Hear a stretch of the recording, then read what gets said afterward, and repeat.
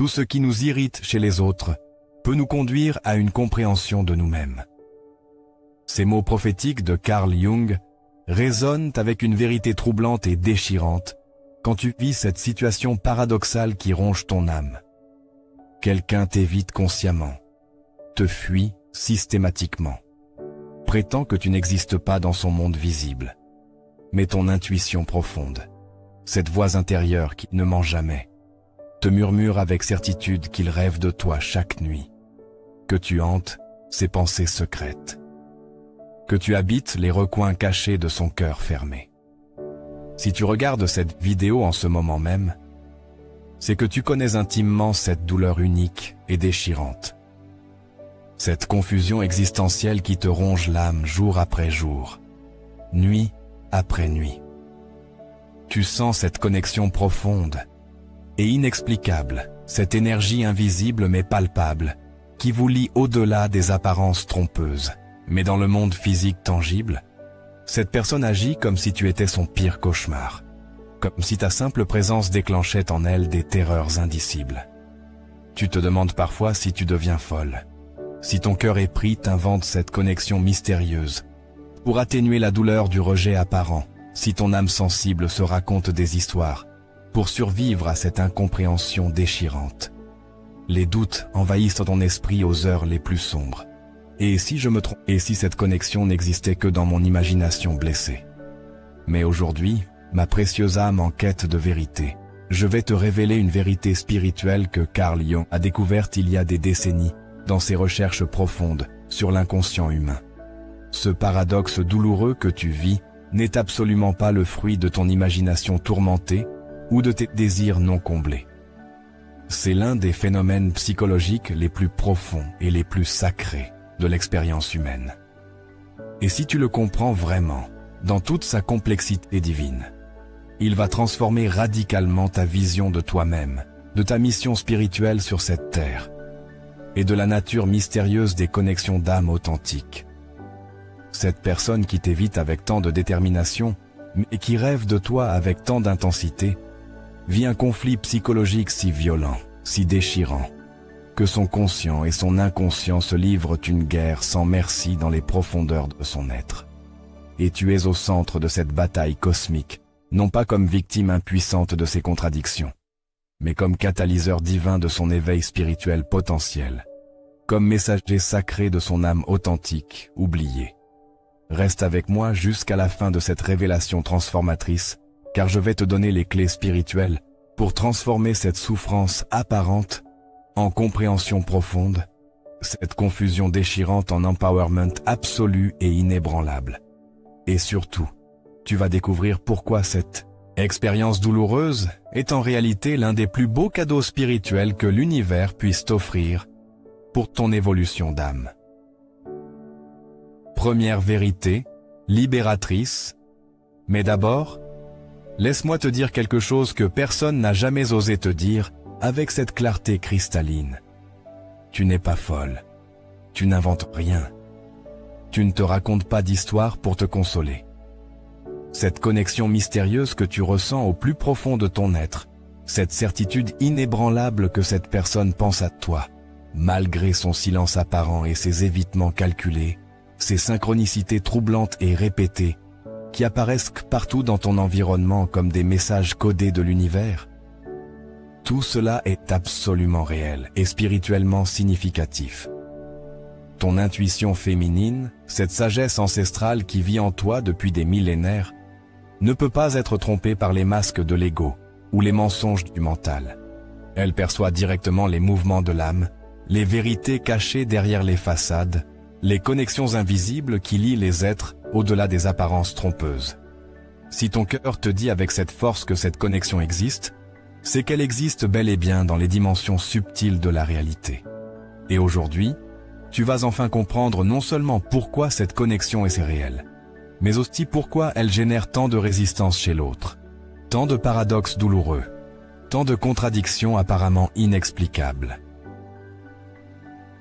Le conflit psychologique. Révélé. Commençons par plonger dans les profondeurs de ce qui se passe vraiment dans l'esprit torturé de cette personne qui t'évite.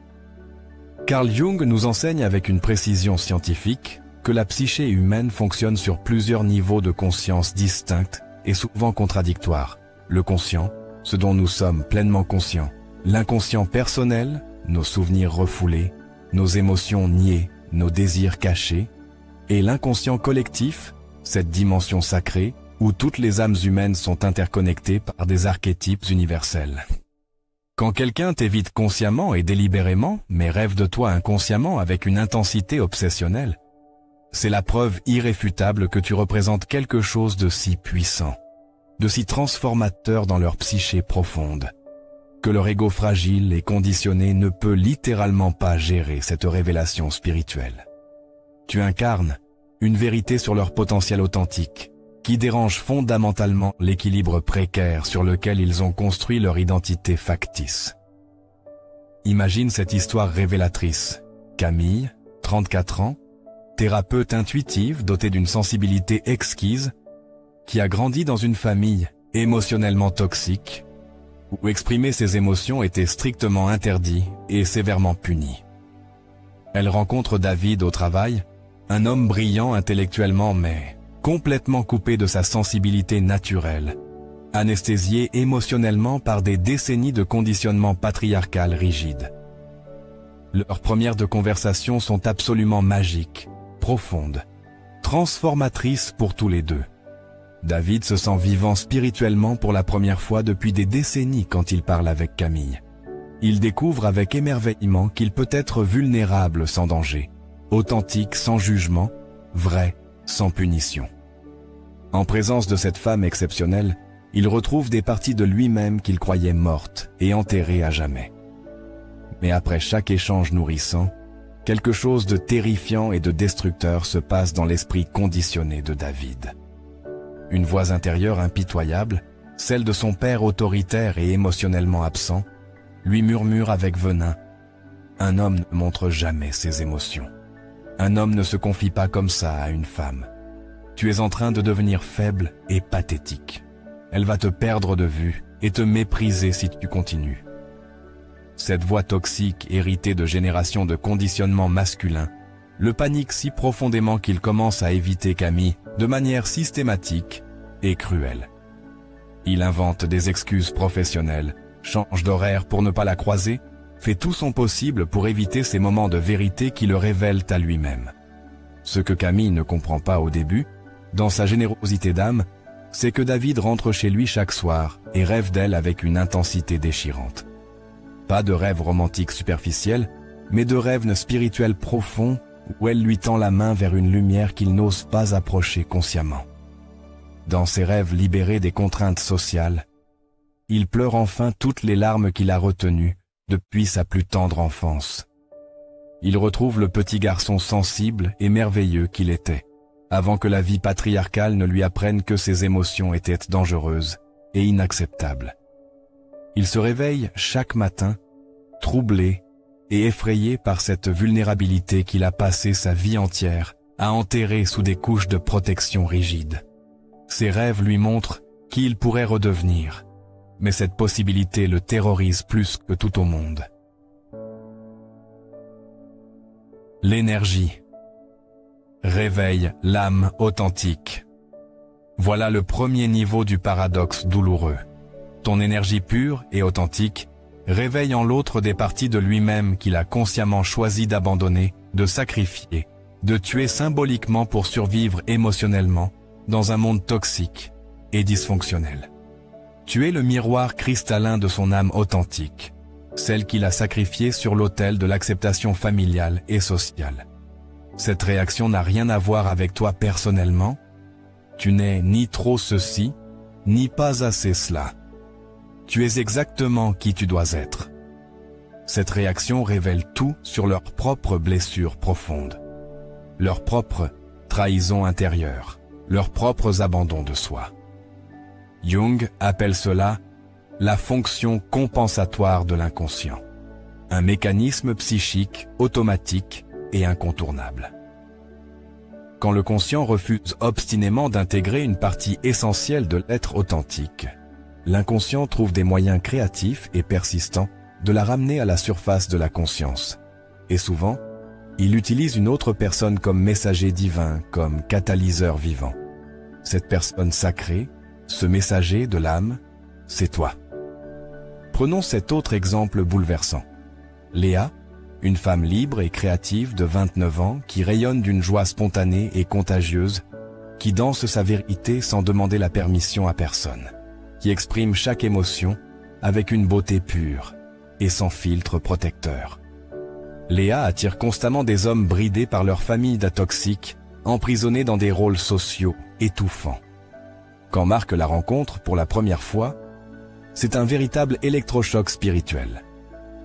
Marc a grandi avec une mère contrôlante et manipulatrice qui contrôlait chaque aspect de sa vie avec une précision militaire, qui lui répétait obsessionnellement qu'il ne fallait jamais faire de vagues, jamais attirer l'attention, jamais sortir du rang. En présence lumineuse de Léa, Marc ressent pour la première fois de sa vie cette partie sauvage et libre de lui, qui veut danser spontanément, rire aux éclats sans retenue, créer sans limite, être spontané et imprévisible. Mais cette liberté divine le terrifie jusqu'aux os. Elle représente tout ce qu'il a appris à réprimer, contrôler, anesthésier pour ne pas déclencher la colère ou la déception de sa famille, dysfonctionnelle. Alors il commence à critiquer Léa intérieurement avec cruauté. Elle est trop exubérante, trop libre, trop imprévisible. C'est une femme immature qui ne connaît pas sa place. En réalité, il projette sur elle sa propre terreur paralysante de la liberté authentique, sa propre peur de vivre pleinement. Mais chaque nuit, dans le sanctuaire de ses rêves libérés, son inconscient lui envoie des visions magnifiques, où il danse avec Léa dans des prairies infinies, où il peut enfin exprimer sa joie naturelle sans jugement ni punition, où il retrouve l'enfant libre et spontané qu'il était, avant que sa mère ne l'éduque dans la peur et la soumission. Tu n'es pas rejetée. Tu es trop parfaite. Comprends bien cette vérité libératrice, ma précieuse âme. Tu n'es pas rejetée parce que tu es imparfaite, défaillante ou insuffisante d'une quelconque manière. Tu es évitée précisément parce que tu es trop parfaite, trop authentique, trop vraie pour leur système de défense fragile. Ton énergie divine dérange profondément parce qu'elle révèle la beauté radieuse de ce que cette personne pourrait redevenir si elle avait le courage titanesque d'abandonner ses masques protecteurs et ses rôles sociaux, étouffants. Cette peur viscérale de ton authenticité s'enracine toujours dans les blessures d'enfance les plus profondes. Dans les familles dysfonctionnelles, et malheureusement, elles sont majoritaires dans notre société. On apprend très tôt que notre vrai soi n'est pas acceptable, aimable ou même tolérable. On apprend à porter des masques sophistiqués pour survivre émotionnellement, à jouer des rôles qui ne nous appartiennent pas pour recevoir quelques miettes d'amour conditionnel. Ton énergie pure réveille la douleur atroce de cette trahison originelle, le moment traumatisant où ils ont choisi de renier leur essence divine pour être aimés par des personnes incapables d'aimer authentiquement. Ta présence leur rappelle ce qu'ils ont sacrifié, et cette perte leur semble insurmontable.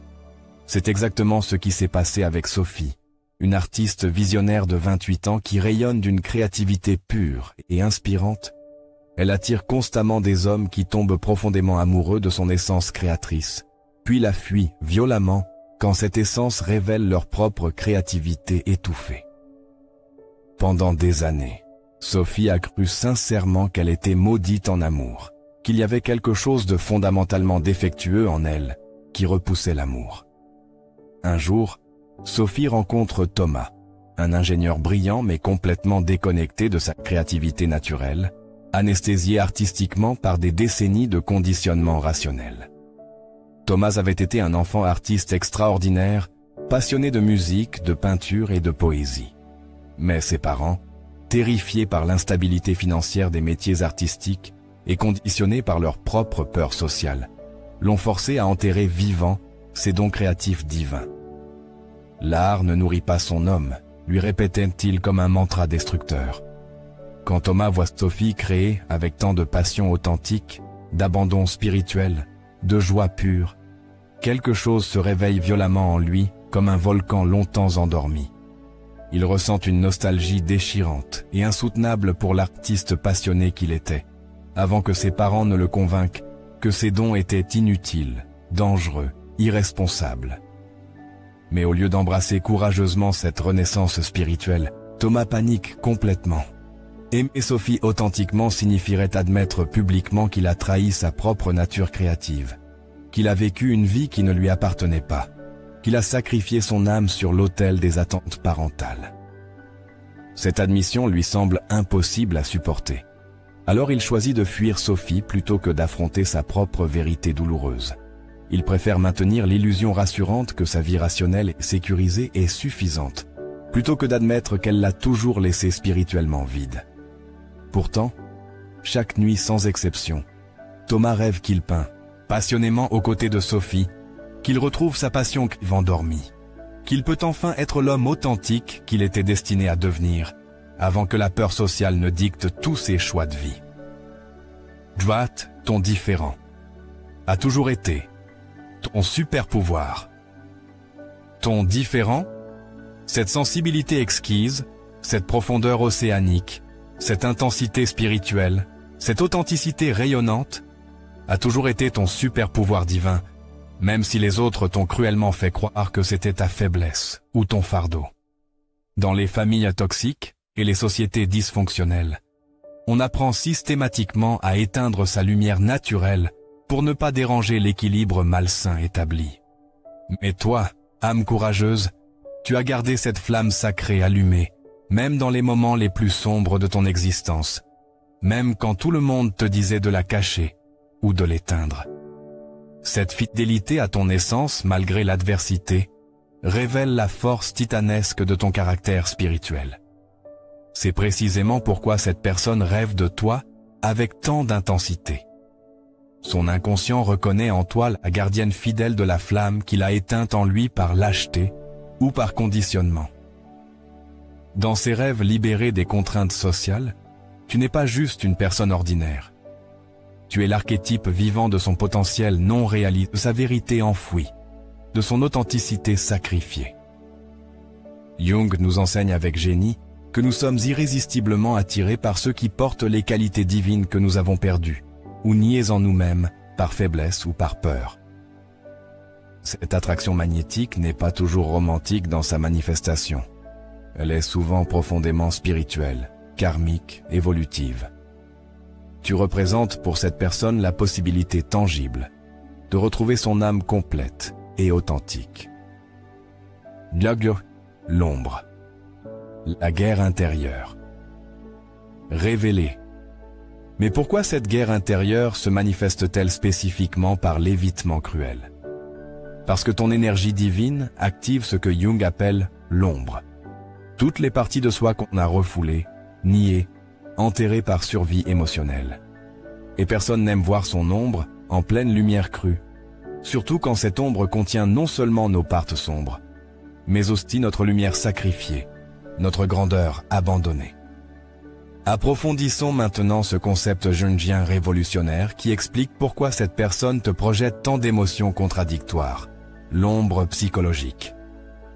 Carl Jung définit l'ombre comme la partie de la personnalité que nous préférons ne pas être. C'est tout ce qu'on a appris à cacher, réprimer, nier pour être aimé et accepté socialement. Mais voici ce que la plupart des gens ne comprennent absolument pas. L'ombre n'est pas seulement composée de nos mauvais côtés, de nos défauts ou de nos pulsions destructrices. Elle contient également notre lumière refoulée, notre beauté niée par conditionnement, notre grandeur sacrifiée par peur du rejet. Jung appelait ce phénomène fascinant l'ombre dorée. Ces qualités magnifiques et divines que nous avons apprises à cacher, parce qu'elles dérangeaient notre environnement toxique ou nos familles dysfonctionnelles. Prenons l'exemple bouleversant et profond de Léo et Sarah. Léo a grandi avec un père émotionnellement absent et toxiquement masculin qui lui martelait constamment. Un homme ne pleure jamais, un homme ne montre pas ses émotions, les sentiments c'est pour les faibles et les femmes.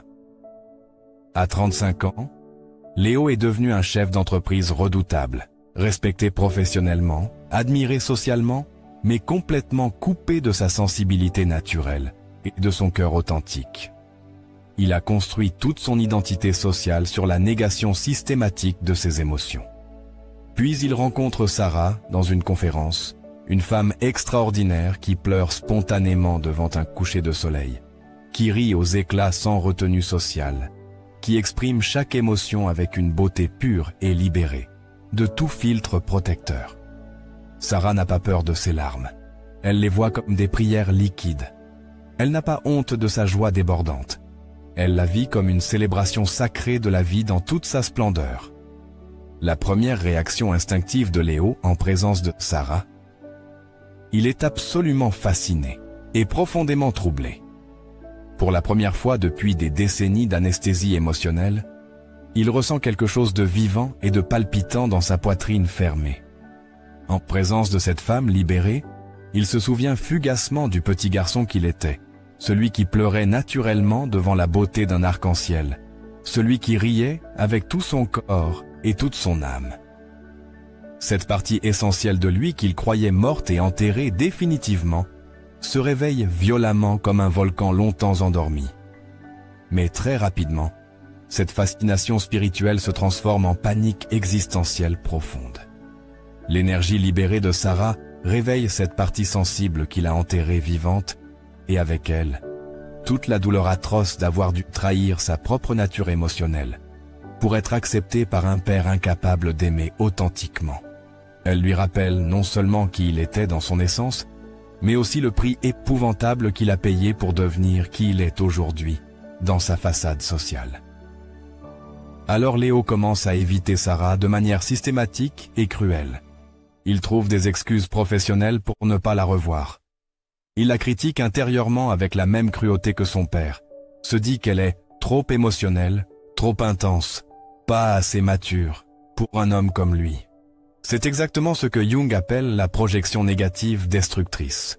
Plutôt que d'accepter courageusement que Sarah reflète sa propre sensibilité refoulée, Léo projette sur elle son rejet violent de cette partie divine de lui-même.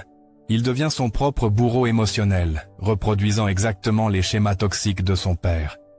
Dans sa tête conditionnée, il se répète les mots empoisonnés de son père. Cette femme est trop sensible. Elle va te rendre faible et pathétique. Il ne réalise pas qu'il rejette Sarah exactement pour les mêmes raisons toxiques que son père l'a rejetée quand il était enfant. Il reproduit le schéma dysfonctionnel qu'il a vécu, mais cette fois en tant qu'agresseur émotionnel au lieu de victime. Mais chaque nuit, quand ses défenses psychologiques rigides s'abaissent naturellement, son inconscient libéré lui envoie des rêves d'une puissance spirituelle extraordinaire, où il retrouve Sarah dans des paysages paradisiaques. Dans ses rêves rédempteurs, il peut enfin pleurer sans honte ni jugement, exprimer sa tendresse naturelle sans craindre d'être rejeté ou humilié. Il retrouve sa capacité d'émerveillement pur, sa joie innocente d'enfant libre.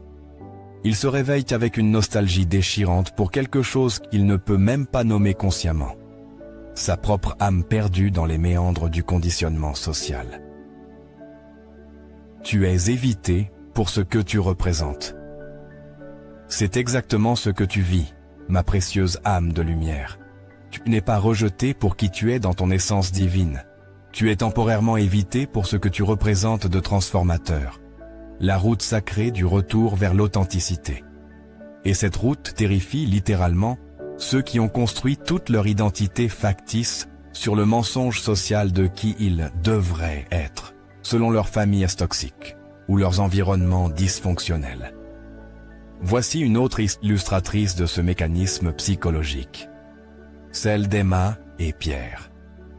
Emma est une femme qui a courageusement fait un travail thérapeutique profond et transformateur, qui connaît sa valeur divine sans l'ombre d'un doute, qui pose ses limites sacrées avec bienveillance mais fermeté inébranlable. Elle rayonne d'une force tranquille, d'une paix intérieure qu'elle a conquise de hautes luttes spirituelles. Pierre, lui, a grandi dans une famille manipulatrice, où il devait constamment être le gentil garçon pour recevoir quelques miettes d'amour conditionnel. Il a appris à dire oui à tout et à tous, à ne jamais contrarier personne, à sacrifier systématiquement ses besoins authentiques pour maintenir une paix artificielle et toxique. À 40 ans, il vit une existence qui ne lui appartient pas, dans un travail qu'il déteste profondément, avec des amis qui profitent cyniquement de sa gentillesse compulsive. Quand Pierre rencontre Emma, il est absolument fasciné par sa capacité naturelle à dire non avec grâce, à poser ses limites sans culpabilité destructrice, à choisir ses batailles avec une sagesse profonde et inspirante. En sa présence lumineuse, il ressent cette partie authentique de lui qui voudrait enfin se respecter véritablement, s'affirmer sans agressivité, vivre selon ses propres valeurs, plutôt que selon les attentes écrasantes des autres. Mais cette fascination le terrorise jusqu'aux os. Admirer Emma sincèrement, c'est admettre publiquement qu'il s'est trahi lui-même pendant des décennies entières. C'est reconnaître douloureusement qu'il a sacrifié son authenticité sur l'autel d'une paix artificielle et destructrice. C'est réaliser que sa gentillesse compulsive n'est souvent que de la lâcheté émotionnelle déguisée en vertu. Alors Pierre commence à critiquer Emma avec la même violence qu'il s'inflige à lui-même.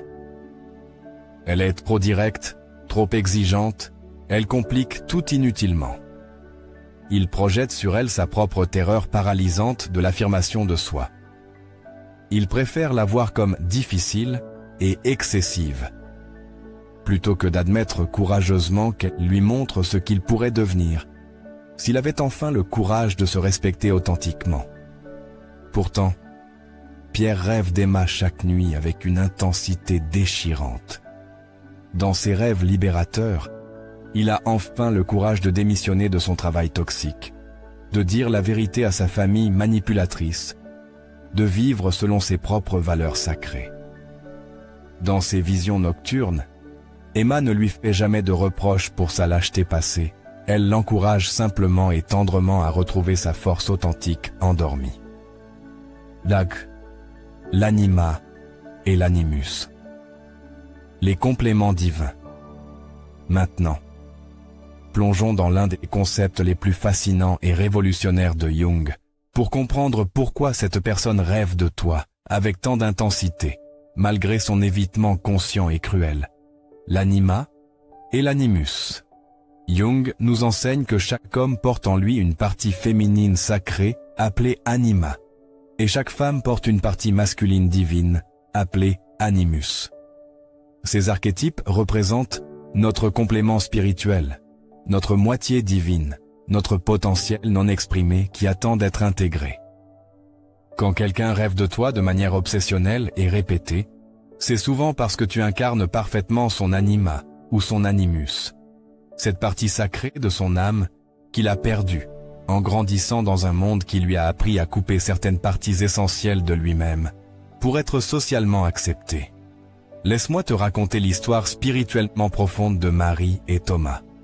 Marie est une femme authentiquement libre, créative et intuitive. Elle danse sa joie comme une prière vivante. Elle peint ses émotions comme des poèmes colorés. Elle vit sa vérité sans jamais demander la permission à qui que ce soit. Marie a miraculeusement préservé cette connexion directe avec son âme créatrice. Cette capacité rare à voir la magie divine dans l'ordinaire, le plus simple. Thomas, lui, a grandi dans une famille rigidement patriarcale, où l'expression créative était considérée comme une perte de temps dangereuse et irresponsable. L'art ne fait pas vivre un homme, lui martelait son père avec autorité. Il faut être sérieux, pratique, rationnel, en toutes circonstances. Thomas est devenu ingénieur, logique, cartésien, systématiquement coupé de son imagination naturelle et de sa capacité divine à rêver. Il a enterré vivant l'enfant artiste qu'il était pour devenir l'homme que sa famille attendait de lui. Quand Thomas rencontre Marie lors d'une exposition d'art, c'est un véritable électrochoc spirituel qui traverse tout son être. Pour la première fois depuis des décennies d'anesthésie créative, il ressent cette partie artistique de lui qu'il a sacrifiée pour être le fils parfait que ses parents voulaient former. En présence créatrice de Marie, il se souvient avec émotion qu'il dessinait pendant des heures entières quand il était enfant, qu'il inventait des histoires magiques extraordinaires, qu'il voyait des dragons bienveillants dans les nuages mouvants. Marie ne lui dit rien de particulièrement spécial, mais son simple être authentique réveille en Thomas des capacités créatives qu'il croyait perdues à jamais. Elle lui rappelle tendrement qu'il peut encore créer, imaginer, jouer librement avec la vie. Elle incarne parfaitement tout ce qu'il a dû sacrifier de sa nature féminine sacrée. Sa réceptivité naturelle, sa créativité spontanée, sa capacité divine à être dans le moment présent plutôt que dans la performance constante. Mais au lieu d'embrasser courageusement cette renaissance spirituelle, Thomas panique profondément.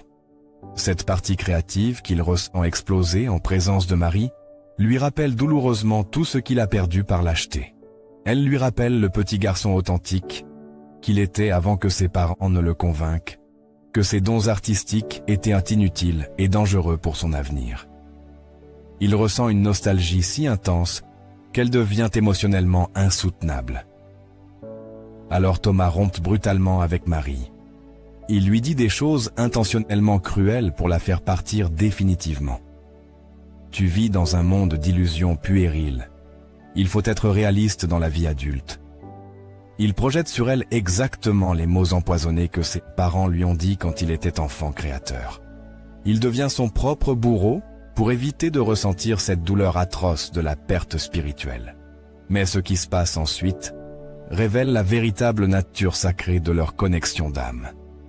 Thomas commence à rêver de Marie chaque nuit, sans exception.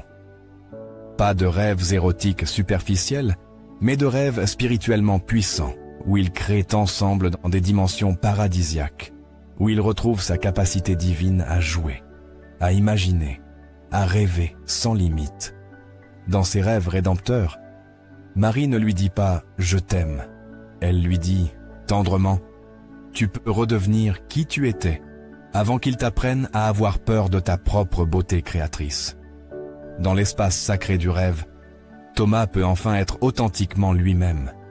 Il peut peindre passionnément avec Marie, inventer des mondes magiques extraordinaires, retrouver son émerveillement d'enfant libre et spontané.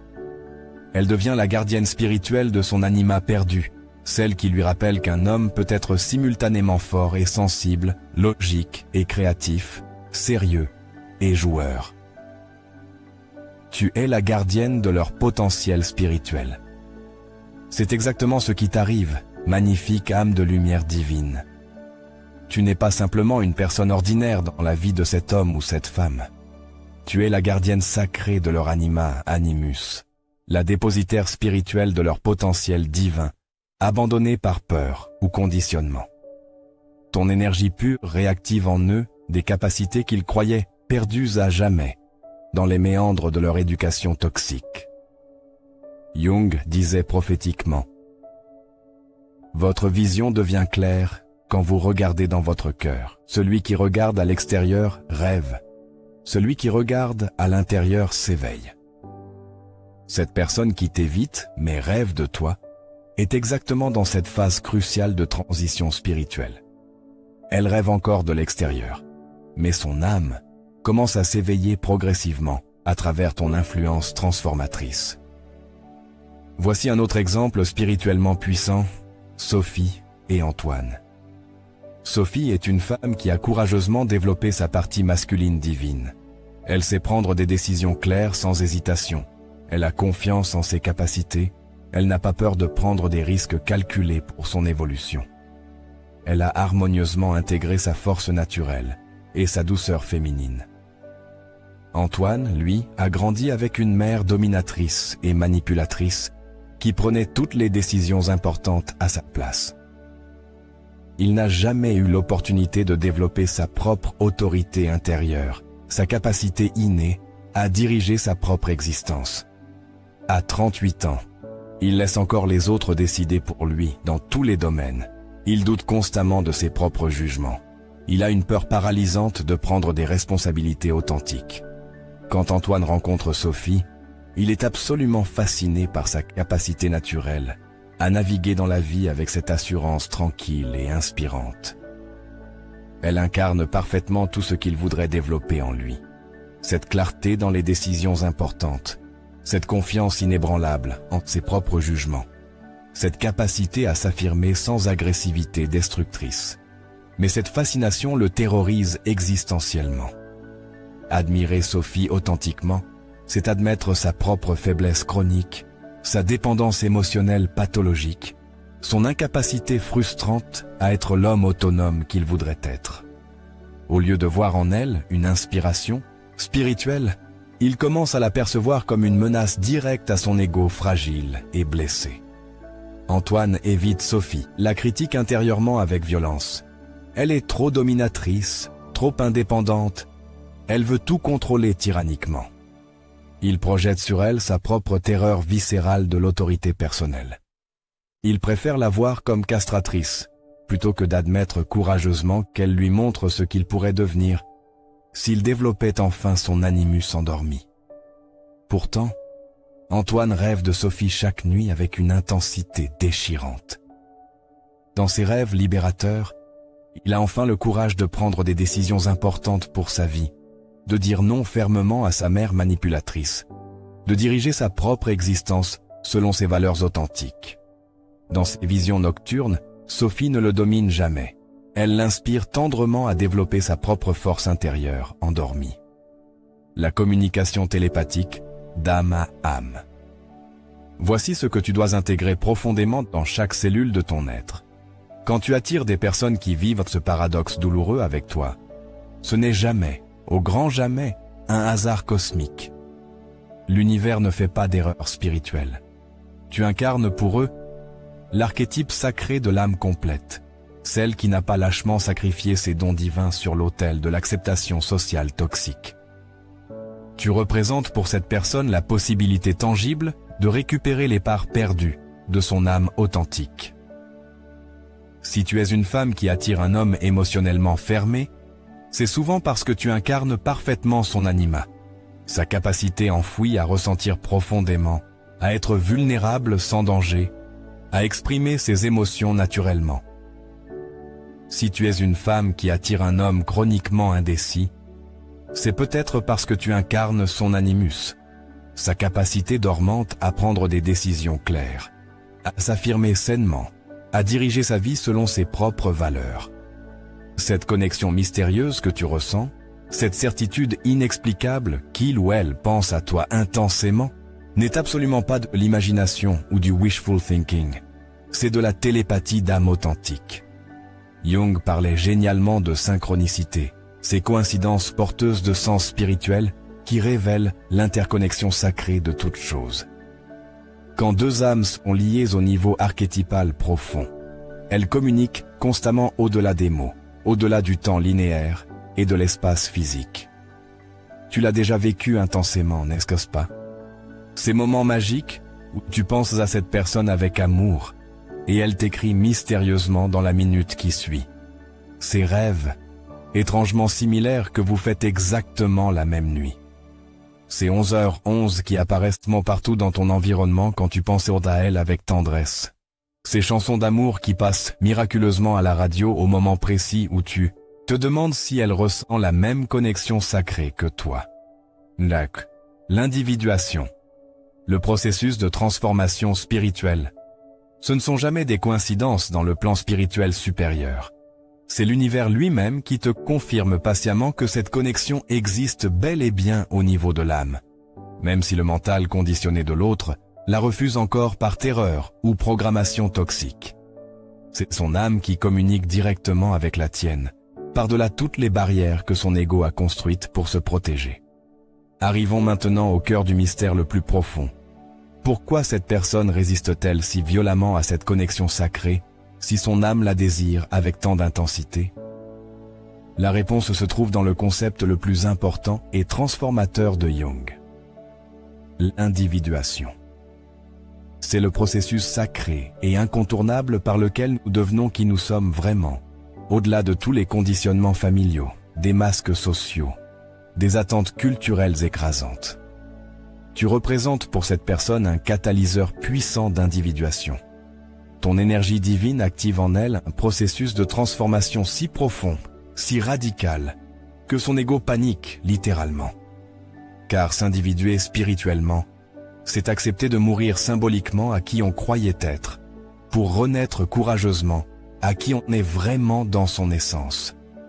Et cette mort symbolique terrifie l'ego qui s'accroche désespérément à ses illusions rassurantes de sécurité. Laisse-moi te raconter l'histoire spirituellement bouleversante d'Élise et Marc. Élise a 42 ans. Elle a courageusement fait son propre travail thérapeutique pendant des années de transformation. Elle connaît sa valeur profonde, sans l'ombre d'un doute. Elle rayonne d'une liberté spirituelle authentique et inspirante. Elle a coupé définitivement les liens toxiques avec sa famille dysfonctionnelle. Elle a patiemment guéri ses blessures d'enfance. Elle vit selon ses propres valeurs sacrées. Élise incarne parfaitement ce qu'on appelle une femme spirituellement individuée. Marc, lui, vit encore entièrement selon les règles rigides de sa famille toxique. Il a 45 ans, mais il fonctionne encore émotionnellement comme un enfant soumis à l'approbation parentale constante. Il a un travail qui le rend profondément malheureux, mais qui impressionne socialement ses parents. Il est en couple avec une femme qu'il n'aime pas authentiquement, mais qui correspond parfaitement aux attentes sociales de sa famille. Il vit une existence qui ne lui appartient absolument pas. Quand Marc rencontre Élise, c'est comme si elle lui tendait spirituellement une clé vers une prison, dont il avait complètement oublié qu'il était enfermé. Pour la première fois de sa vie adulte, il entrevoit la possibilité révolutionnaire d'être authentique, libre, vrai. En présence d'Élise, il ressent des parties de lui qu'il avait oubliées. Sa créativité naturelle étouffée, sa joie spontanée réprimée, sa capacité à rêver d'une autre vie possible. Élise ne lui fait aucun reproche direct sur sa vie, mais sa simple existence lumineuse remet en question tous ses choix fondamentaux. Elle lui montre par l'exemple vivant qu'on peut vivre libre, qu'on peut choisir courageusement l'authenticité plutôt que l'approbation, qu'on peut construire sa vie selon ses propres valeurs plutôt que selon les attentes écrasantes des autres. Mais cette vision libératrice le terrifiait au plus profond de son être conditionné. Car être avec Élise signifierait remettre absolument tout en question, quitter son travail toxique qui l'impressionne, mais l'épuise spirituellement, rompre sa relation de façade qui rassure ses parents, mais le vide émotionnellement, décevoir sa famille, qui a investi tant d'attentes en lui, reconstruire entièrement sa vie sur de nouvelles bases authentiques. L'individuation demande un courage absolument titanesque. Elle exige d'accepter de mourir symboliquement à l'ancien soi pour permettre au vrai soi de naître dans toute sa splendeur. Marc ressent instinctivement cette nécessité quand il est avec Élise, mais cette perspective le panique existentiellement. Il préfère la sécurité illusoire de sa prison dorée à l'incertitude créatrice de la liberté authentique. Deuxième, la mission spirituelle. Révélé. Alors Marc fait exactement ce que font la plupart des gens face à l'appel sacré de l'individuation. Il fuit lâchement. Il évite Élise systématiquement. Il la bloque sur tous les réseaux sociaux. Il prétend qu'elle est trop compliquée pour lui. Il invente des défauts imaginaires chez elle pour justifier sa fuite spirituelle. Elle est trop exigeante, trop indépendante. Elle me fait me sentir mal dans ma peau. Marc ne réalise pas qu'Élise ne lui fait rien ressentir de négatif. Elle révèle simplement ce qu'il ressent déjà au fond de lui depuis des décennies. L'insatisfaction profonde de vivre une existence qui n'est pas la sienne. Elle lui montre le contraste saisissant entre l'authenticité et le mensonge dans lequel il s'est volontairement enfermé. Mais chaque nuit, son inconscient libéré lui envoie des rêves d'une puissance spirituelle extraordinaire, où il vit cette vie authentique avec Élise. Dans ses rêves transformateurs, il a enfin le courage de démissionner de son travail toxique pour suivre sa vraie passion créatrice. Il ose avoir la conversation difficile mais nécessaire avec ses parents pour leur expliquer qui il est vraiment. Il retrouve cette version authentique de lui-même qu'il a abandonnée pour être le bon fils socialement acceptable. Dans ses rêves rédempteurs, Élise ne le juge jamais pour ses choix passés. Elle l'accompagne simplement et tendrement dans sa renaissance spirituelle. Elle célèbre chaque pas vers l'authenticité qu'il ose courageusement faire. Elle incarne la possibilité divine d'être aimé pour qui il est vraiment, pas pour le personnage social qu'il joue quotidiennement. Marc se réveille chaque matin avec un mélange déchirant de nostalgie profonde et de terreur absolue. Ses rêves lui montrent qui il pourrait devenir, mais aussi tout ce qu'il devrait abandonner pour y arriver. L'ego préfère toujours la familiarité rassurante de la souffrance à l'inconnu créateur de la transformation. Voilà pourquoi tu n'es jamais rejeté, ma magnifique âme de lumière. Tu es spirituellement crainte. Tu portes en toi le pouvoir divin de transformer la vie de cette personne, et ce pouvoir fait peur à son ego conditionné. Ton amour est si pur, si authentique, qu'il révèle l'imposture dans laquelle elle vit quotidiennement. Ta liberté spirituelle met en lumière ses propres chaînes auto-imposées. Nous arrivons maintenant au cœur de la révélation la plus importante et transformatrice. Cette expérience douloureuse n'est pas une punition karmique ou un échec personnel. C'est ton initiation spirituelle la plus précieuse. Tu n'es pas sur Terre par accident cosmique, et cette personne qui génère tant d'émotions contradictoires en toi n'est pas arrivée dans ta vie par hasard. Tu es une âme évoluée, une âme ancienne venue dans cette incarnation, avec une mission spirituelle précise et sacrée. Éveiller les autres, à leur propre lumière divine, par l'exemple rayonnant de ton authenticité. Tu es une porteuse de lumière, une enseignante d'amour inconditionnel, une guérisseuse par ta simple présence authentique. Glagas, conclusion. L'éveil à ta mission divine. Cette expérience paradoxale t'a enseigné la leçon la plus précieuse et la plus libératrice de l'amour spirituel inconditionnel. Aimer sans attendre de reconnaissance immédiate, donner sans compter les retours, briller sans condition ni restriction. Tu as appris à distinguer avec un discernement affûté l'amour authentique de l'attachement blessé, la connexion d'âme véritable de la dépendance émotionnelle toxique. Maintenant, il est temps de transformer définitivement cette sagesse spirituelle en action concrète et libératrice. Tu vas faire un choix conscient et irrévocable. Tu vas arrêter de mendier l'amour auprès de cœurs fermés par la peur et commencer dès maintenant à rayonner ton amour si authentiquement, si purement, que les bonnes âmes te trouvent naturellement. Cette expérience douloureuse t'a donné le plus beau cadeau spirituel, la connaissance inébranlable de ta propre valeur divine. Tu sais maintenant que tu mérites un amour qui célèbre ta sensibilité au lieu de la craindre, qui honore ta profondeur au lieu de la fuir, qui embrasse ton authenticité au lieu de vouloir la transformer. L'univers prépare quelque chose d'extraordinaire pour toi, magnifique âme. Un amour à ta hauteur spirituelle, des âmes qui reconnaissent et célèbrent ta lumière. Une vie honore pleinement qui tu es dans ton essence la plus pure. Tu es une âme extraordinaire, qui mérite un amour tout aussi extraordinaire. N'accepte plus jamais rien de moins que cette vérité sacrée. Tu es lumière, tu es amour.